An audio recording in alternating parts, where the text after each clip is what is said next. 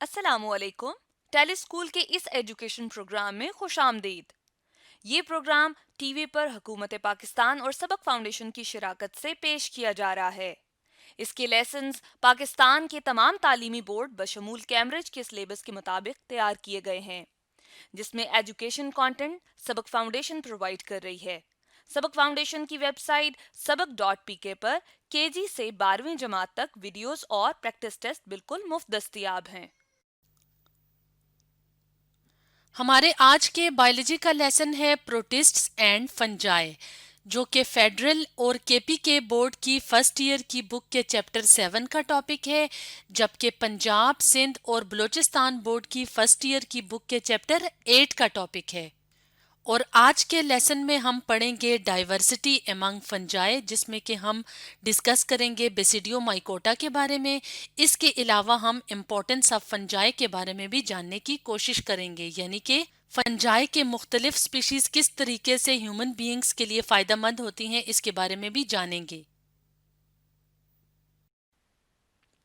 आज के लेसन और इससे मुंसलिक तमाम वीडियो लेक्चर्स को घर बैठ के देखने के लिए आप sabak.pk की वेबसाइट पे जा सकते हैं और वहां फ्री वीडियो लेक्चर्स के साथ साथ प्रैक्टिस टेस्ट भी मौजूद हैं, जिन्हें देखकर आप अपने कॉन्सेप्ट्स को पुख्ता कर सकते हैं और इम्तिहानात में ट्यूशन लिए बगैर शानदार नंबर हासिल कर सकते हैं।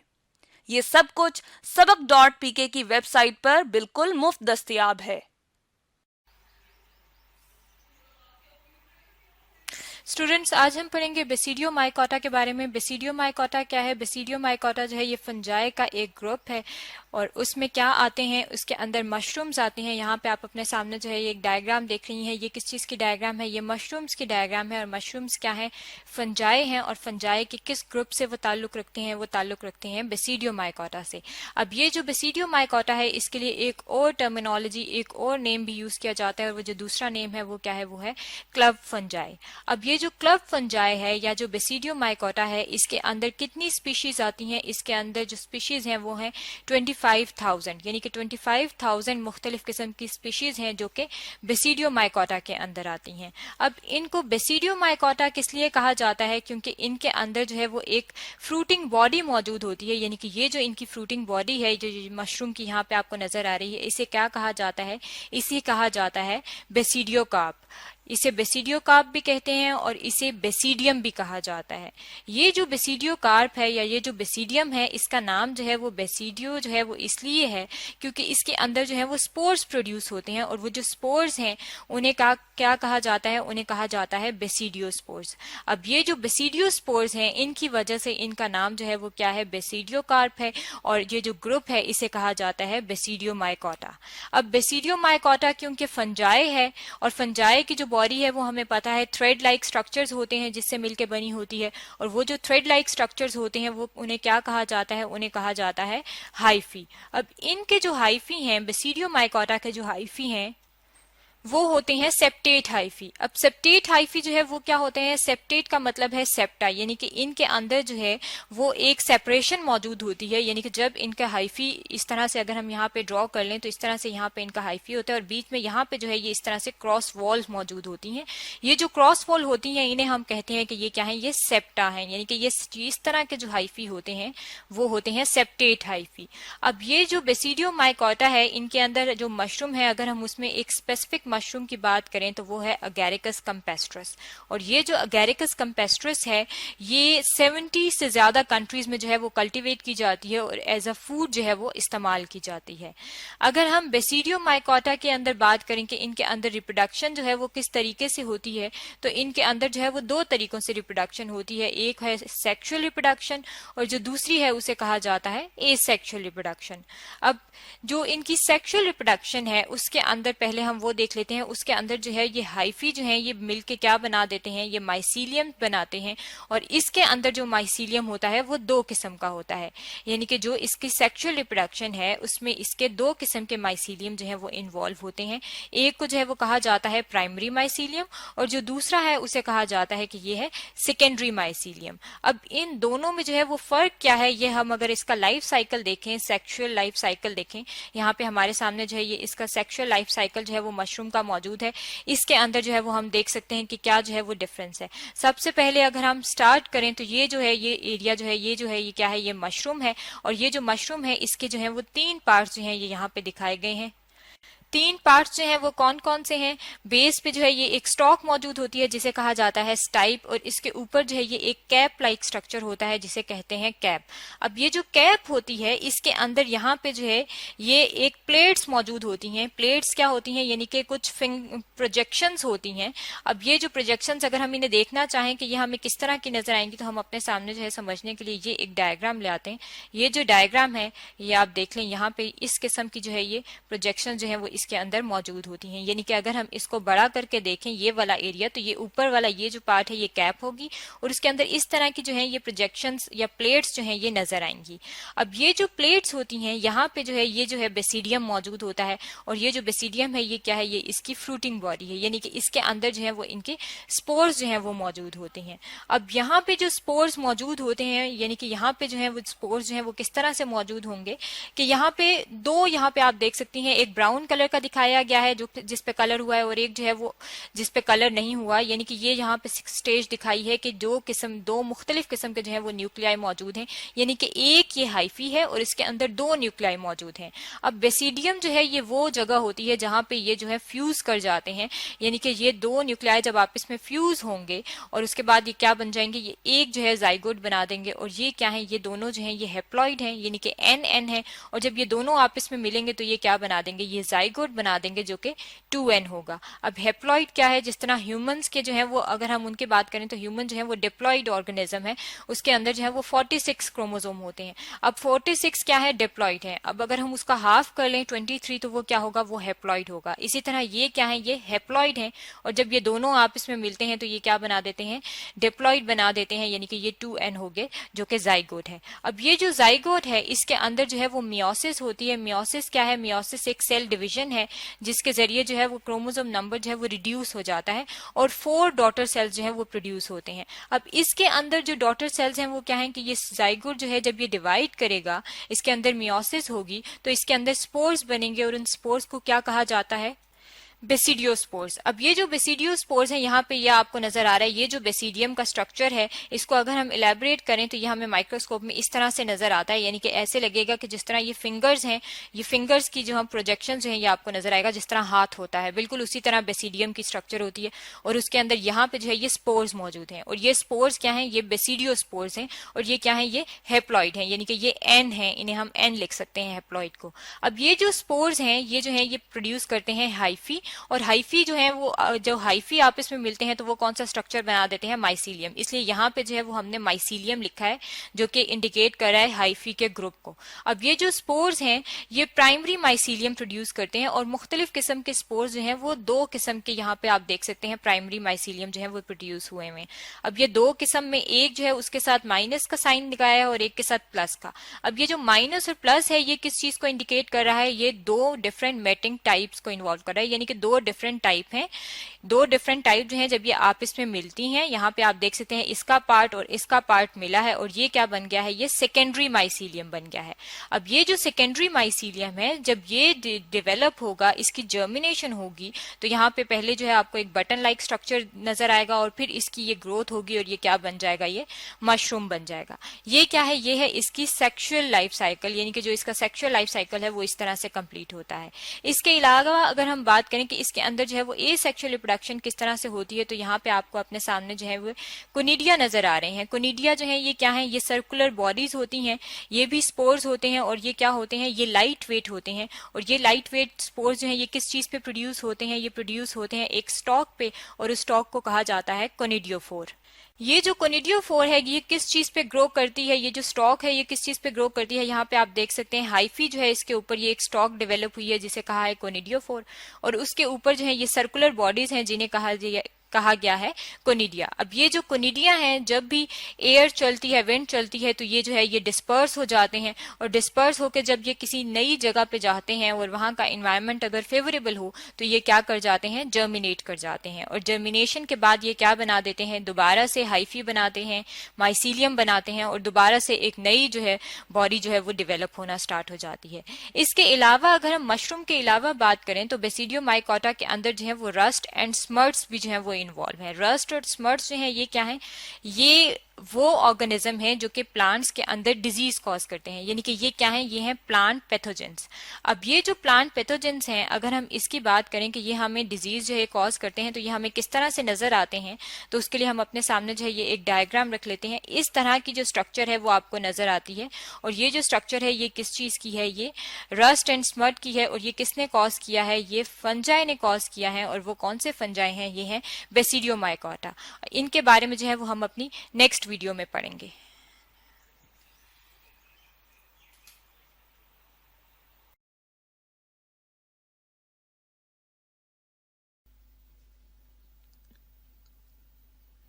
आज हम पढ़ेंगे इम्पोर्टेंस ऑफ फंजाई के बारे में।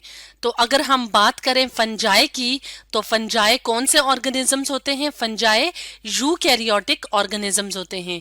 यूकैरियोटिक ऑर्गेनिजम्स कौन से ऑर्गेनिजम्स होते हैं? ऐसे ऑर्गेनिजम्स जिनके सेल में मेम्ब्रेन बाउंडेड न्यूक्लियस यानी ट्रू न्यूक्लियस और मेम्ब्रेन बाउंडेड ऑर्गेनेलीज मौजूद हों। तो फंजाई क्या है? Eukaryotic organisms. इसके अलावा फंजाई को हेट्रोट्रॉफिक ऑर्गेनिजम्स भी कहा जाता है। हेट्रोट्रॉफिक ऑर्गेनिजम्स कौन से ऑर्गेनिजम्स होते हैं? ऐसे ऑर्गेनिजम्स जो अपना फूड खुद प्रिपेयर नहीं कर सकते। तो आज हम देखेंगे कि फंजाई की इम्पोर्टेंस क्या है, यानी हमारी जो ह्यूमन बीइंग्स की लाइफ है इसमें फंजाई क्या रोल प्ले करते हैं। तो सबसे पहले हम बात करते हैं फूड की। तो फंजाई की काफी सारी स्पीशीज होती हैं जिनको फूड के तौर पे इस्तेमाल किया जाता है। मिसाल के तौर पे अगर हम बात करें मशरूम्स की, तो मशरूम्स क्या हैं? फंजाई हैं, और इनको इस्तेमाल किया जाता है एज फूड। और अगर हम इनकी न्यूट्रिशनल वैल्यू की बात करें तो ये रिच इन प्रोटीन्स होते हैं। तो इस तरह के जो मशरूम्स होते हैं उनको एडिबल मशरूम्स कहा जाता है, यानी ऐसे मशरूम्स जो खाने के काबिल होते हैं। लेकिन इस बात का ख्याल रखना चाहिए कि जो सारे मशरूम्स होते हैं वो खाने के काबिल नहीं होते।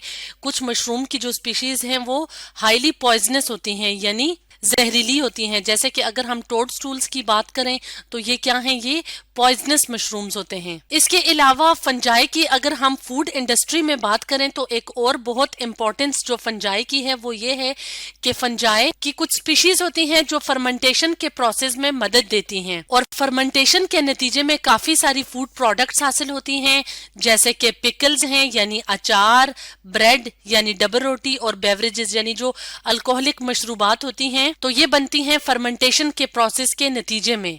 तो फर्मेंटेशन को डिटेल से डिस्कस करने से पहले हम यहाँ पे कुछ मशरूम्स देख लेते हैं। ये जो मशरूम की स्पीशीज हैं ये कौन सी हैं? एडिबल मशरूम्स है, यानी ऐसे मशरूम्स जिन्हें हम एज ए फूड इस्तेमाल करते हैं, और इनके अंदर प्रोटीन कंटेंट बहुत ज्यादा होता है, यानी इनकी न्यूट्रिशनल वैल्यू बहुत ज्यादा है। तो अगर हम बेवरेज इंडस्ट्री में देखें या ब्रेड प्रोडक्शन में देखें तो इन इंडस्ट्रीज में फंजाई की स्पीशीज यूज होती हैं। फॉर एग्जांपल अगर हम बात करें अल्कोहलिक प्रोडक्शन की, तो ब्रीवर्स यीस्ट एक इंग्रेडिएंट होता है जो बनता है यीस्ट की एक स्पीशीज से, और यीस्ट क्या है? एक फंजाई है। तो ब्रीवर्स यीस्ट को इस्तेमाल करके अल्कोहल वगैरह बनती है, जैसे कि एथेनॉल। तो ना सिर्फ जो ब्रीवर्स यीस्ट जो इंग्रेडिएंट है वो ब्रीविंग इंडस्ट्री में इस्तेमाल होता है, यानी जो अल्कोहलिक मशरूबात वाली इंडस्ट्री में इस्तेमाल होता है, इसके अलावा जो बेकिंग प्रोडक्ट्स होती हैं जैसे कि डबरोटी वगैरह, तो उस इंडस्ट्री में भी ये वाला इंग्रेडिएंट इस्तेमाल होता है। अब हम थोड़ा डिटेल में देख लेते हैं कि फर्मेंटेशन के प्रोसेस में क्या होता है। अगर हम इस डायग्राम की मदद से देखें तो यहाँ पे क्या है? शुगर यानी जो फूड है प्लस यीस्ट है यानी फंजाई। तो फंजाई क्या करते हैं? क्योंकि हमने वीडियो के स्टार्ट में पढ़ा था कि ये हेट्रोट्रॉफिक ऑर्गेनिजम्स हैं, तो ये मुख्तलिफ तरीकों से अपना फूड हासिल करते हैं। तो अगर हम यहाँ पे देखें तो यहाँ पे जो शुगर के मॉलिक्यूल्स हैं वो यीस्ट के लिए खुराक का काम कर रहे हैं, और माइनस ऑक्सीजन का मतलब है कि यहाँ पे जो शुगर मॉलिक्यूल्स की ब्रेक डाउन का काम होगा, यानी जो यीस्ट हैं वो शुगर की ब्रेक डाउन का काम करेंगे, तो वो ऑक्सीजन की एब्सेंस में होगा, यानी इस प्रोसेस में ऑक्सीजन इन्वॉल्व नहीं होगा, तो इस तरह के जो प्रोसेस होते हैं जिसमें शुगर की मॉलिक्यूल्स की ब्रेक डाउन होती है in the absence of oxygen, उस प्रोसेस को एनएरोबिक रिस्पायरेशन कहते हैं, यानी ऐसी रिस्पायरेशन जो ऑक्सीजन की गैर मौजूदगी में होती है। तो ये वाला जो प्रोसेस होगा इसको फर्मेंटेशन का प्रोसेस कहते हैं। तो फर्मेंटेशन के नतीजे में कार्बन डाइऑक्साइड गैस रिलीज हो जाएगी और जो प्रोडक्ट बनेगी वो अल्कोहलिक प्रोडक्ट होगी। तो फर्मेंटेशन के प्रोसेस भी मुख्तलिफ तरह के होते हैं, यानी मुख्तलिफ प्रोडक्ट्स बनते हैं। लैक्टिक एसिड भी बनता है, दूसरे तरह के ऑर्गेनिक एसिड्स भी बनते हैं और अल्कोहल भी बनता है। लेकिन जो यीस्ट है, यीस्ट की वजह से जो फर्मेंटेशन होती है उसके नतीजे में जो फर्मेंटेशन प्रोडक्ट बनती है वो क्या होती है? अल्कोहल, यानी ये अल्कोहलिक फर्मेंटेशन होती है। तो इस तरह से फंजाई की काफी ज्यादा जो स्पीशीज होती हैं वो फर्मेंटेशन के प्रोसेस में मदद देती हैं। तो ये तो थी importance of fungi food industry में, या एज ए फूड हम फंजाई की स्पीशीज को कैसे इस्तेमाल करते हैं। अब हम एक और इम्पोर्टेंस की बात करते हैं जो कि फंजाई दूसरे लिविंग ऑर्गेनिजम्स के लिए अपना रोल प्ले करती है, और वो ये है कि फंजाई की कुछ स्पीशीज डिकम्पोजर्स होती हैं। तो डिकम्पोजर्स कौन से ऑर्गेनिजम्स होते हैं? डिकम्पोजर्स फंजाई भी हो सकते हैं, बैक्टीरिया वगैरह भी हो सकते हैं। तो ये ऐसे ऑर्गेनिजम्स होते हैं जो कि ब्रेक डाउन करते हैं डेड या डिकेइंग ऑर्गेनिजम्स की, यानी जो मरे हुए एनिमल्स और प्लांट्स वगैरह होते हैं या जो गल सड़ रहे होते हैं डेड ऑर्गेनिजम्स, तो उनकी ब्रेक डाउन करके फंजाई अपना फूड हासिल करते हैं। क्योंकि हमने वीडियो के स्टार्ट में बताया था कि फंजाई हिट्रोट्रॉफिक ऑर्गेनिजम्स हैं। तो अब इस डिकम्पोजिशन का फायदा फंजाई को भी होगा और बाकी जो लिविंग ऑर्गेनिजम्स हैं जैसे कि ह्यूमन बीइंग्स हैं, प्लांट्स हैं, एनिमल्स हैं, उनको भी होगा। उनको कैसे होगा कि जब ये जो डेड ऑर्गेनिजम्स हैं इनकी ब्रेक डाउन हो जाएगी तो इनकी बॉडी के अंदर जो कॉम्प्लेक्स ऑर्गेनिक कंपाउंड्स वगैरह होते हैं वो सिंपल कंपाउंड्स में तब्दील हो जाएंगे और वो जमीन में शामिल हो जाएंगे। तो इस तरह से जमीन की फर्टिलिटी यानी जरखेजी में इजाफा हो जाएगा। तो जितना जमीन की जरखेजी में इजाफा हो जाएगा तो उतने ही प्लांट्स अच्छे तरीके से ग्रो करेंगे और उतना ही अच्छा वो अपने लिए भी फूड प्रिपेयर करेंगे और इसी फूड को दूसरे एनिमल्स और ह्यूमन बीइंग्स भी इस्तेमाल करेंगे। तो अगर हम यहाँ पे इस डायग्राम की मदद से देखें तो यहाँ पे क्या है, यहाँ पे हमें प्लांट्स नजर आ रहे हैं, इसके अलावा जमीन के अंदर डिकम्पोजर्स नजर आ रहे हैं। अगर हम यहाँ पे देखें तो ये जो डिकम्पोजर्स हैं ये बैक्टीरिया की स्पीशीज हैं और ये जो हैं ये फंजाई की स्पीशीज हैं। तो डिकम्पोजिशन के प्रोसेस में क्या होगा कि प्लांट्स, एनिमल्स या ह्यूमन बीइंग्स जब डेड हो जाते हैं तो उनकी बॉडी की तोड़ फोड़ का काम, उनकी ब्रेक डाउन का काम ये डिकम्पोजर्स करते हैं और उनकी बॉडी में जो कॉम्प्लेक्स कंपाउंड्स होते हैं जैसे कि नाइट्रोजन और कार्बन वगैरह के जो कंपाउंड्स होते हैं उनकी ब्रेक डाउन होके वो सिंपल कंपाउंड्स में तब्दील हो जाते हैं और जब वो जमीन में शामिल होते हैं तो नाइट्रोजन, कार्बन, पोटाशियम वगैरह जो होते हैं वो पौधों के लिए न्यूट्रिएंट्स का काम करते हैं। तो पौधे इन न्यूट्रिएंट्स को जमीन से जज्ब करते हैं और ज्यादा से ज्यादा फूड प्रिपेयर करते हैं और इसी फूड को दूसरे एनिमल्स भी और ह्यूमन बीइंग्स भी इस्तेमाल करते हैं। तो इस तरह से फंजाई की जो स्पीशीज होती हैं जिन्हें हम डिकम्पोजर्स कहते हैं वो सॉइल फर्टिलिटी इंक्रीज करते हैं और इसके अलावा इकोसिस्टम को भी यानी हमारा जो माहौल है उसको भी बैलेंस रखते हैं या मेंटेन रखते हैं। तो ये तो थी importance of fungi as decomposers. अब हम एक और बहुत इंपॉर्टेंट रोल की बात करते हैं जो कि फंजाई ह्यूमन बीइंग्स के लिए प्ले करता है और वो ये है कि फंजाई की काफी सारी स्पीशीज होती हैं जिनको एज ए मेडिसिन इस्तेमाल किया जाता है, यानी काफी सारी जो मेडिसिन बनाई जाती हैं उनकी प्रिपरेशन में फंजाई की स्पीशीज इस्तेमाल की जाती हैं। अगर हम कुछ इंपॉर्टेंट मेडिसिन की बात करें तो उनमें शामिल हैं पेनिसिलियम, टीरामाइसिन, क्लोरेम्फेनिकोल और नियोमाइसिन। और अगर हम इन सारी मेडिसिन की बात करें तो ये मेडिसिन्स मार्केट में अवेलेबल होती हैं और ये इस्तेमाल होती हैं एज एन एंटीबायोटिक। तो अगर हम बात करें एंटीबायोटिक्स की कि एंटीबायोटिक्स किस मकसद के लिए इस्तेमाल की जाती है, तो एंटीबायोटिक्स ऐसी मेडिसिन होती हैं जो कि इस्तेमाल की जाती हैं अगेंस्ट द बैक्टीरिया, यानी ये क्या करती हैं, बैक्टीरिया की ग्रोथ को स्टॉप कर देती हैं या बैक्टीरिया को किल कर देती हैं। और बैक्टीरिया की डिफरेंट स्पीशीज होती हैं जो कि जब ह्यूमन बीइंग्स पे अगर हम बात करें तो वो जब अटैक करती हैं तो मुख्तलिफ किस्म की डिजीजेस कॉज करती हैं। तो इस सूरत में डॉक्टर्स जो हैं वो एंटीबायोटिक एंटीबायोटिक्स, मुख्तलिफ किस्म के एंटीबायोटिक्स तजवीज़ करते हैं। तो एंटीबायोटिक्स का क्या काम है? एंटीबायोटिक्स इस्तेमाल होते हैं अगेंस्ट बैक्टीरियल इन्फेक्शन। और ये जो एंटीबायोटिक्स हैं ये किसकी मदद से बनती हैं? ये फंजाई की मुख्तलिफ स्पीशीज की मदद से बनती हैं। तो इस तरह से फंजाई की बहुत ज्यादा इंपॉर्टेंस है, क्योंकि ये एज ए फूड भी इस्तेमाल होती है, इसके अलावा इकोसिस्टम को भी मेंटेन करती है, इसके अलावा हेल्थ फील्ड में भी फंजाई की स्पीशीज की बहुत ज्यादा इंपॉर्टेंस है। तो आज हमने पढ़ा इंपॉर्टेंस ऑफ फंजाई के बारे में।